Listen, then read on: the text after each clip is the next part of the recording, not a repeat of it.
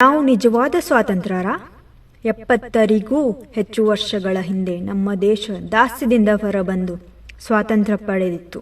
ತ್ರಿವರ್ಣ ಧ್ವಜ ಹಾರಿಸಿ ರಾಷ್ಟ್ರಗೀತೆ ಹಾಡಿ ಹೆಮ್ಮೆಯಿಂದ ಹೇಳಿದ್ವಿ ನಾವು ಸ್ವಾತಂತ್ರ್ಯರು ಅಂತ. ಆದರೆ ಇವತ್ತು ನಾನು ನಿಮಗೆ ಕೇಳಬೇಕಾದ್ದು, ನಾವು ನಿಜವಾಗ್ಲೂ ಸ್ವಾತಂತ್ರ್ಯರ?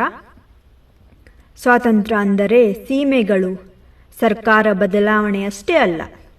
ಅದು ಪ್ರತಿಯೊಬ್ಬರೂ ಗೌರವ, ಭದ್ರತೆ, ಸಮಾನ ಅವಕಾಶಗಳೊಂದಿಗೆ ಬದುಕೋದು. ಆದರೆ ನಿಜ ಏನು ಗೊತ್ತಾ? ಬಡತನ ಇನ್ನೂ ಕಡಿಮೆ ಆಗಿಲ್ಲ. ಭ್ರಷ್ಟಾಚಾರ ಹೀಗೆ ಇದೆ.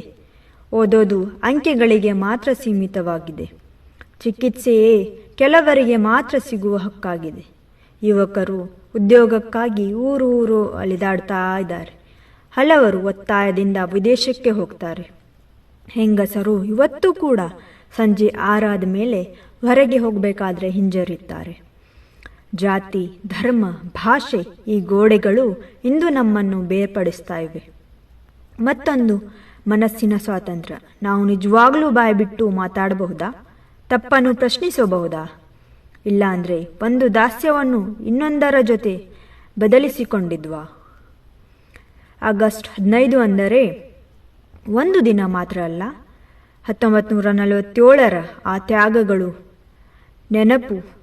ಅಂದು ನಮಗೆ ಯೋಚನೆ, ಮಾತು, ಕನಸು ಕಾಣೋ ಹಕ್ಕು ಸಿಕ್ಕಿತ್ತ. ಆದರೆ 2025ರಲ್ಲಿ ಕೇಳಬೇಕಾದ ಒಂದು ಪ್ರಶ್ನೆ, ನಮ್ಮ ಸ್ವಾತಂತ್ರ್ಯ ಹೋರಾಟಗಾರರು ಕಂಡ ಕನಸು ನಾವು ಸಾಕಾರ ಮಾಡಿದ್ವಾ?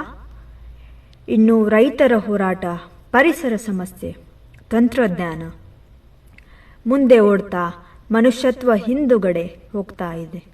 ಈ ಸ್ವಾತಂತ್ರ್ಯ ದಿನಾಚರಣೆಯಲ್ಲಿ ಕೇವಲ ಧ್ವಜಾರೋಹಣ ಮಾಡಿ ಅಷ್ಟೇ ಅಲ್ಲ, ಅಸಲಿ ಸ್ವಾತಂತ್ರ್ಯ ಅಂದರೆ ಪ್ರತಿಯೊಬ್ಬನಿಗೂ ಹಕ್ಕು, ಗೌರವ, ಅವಕಾಶ ಸಿಗಬೇಕು.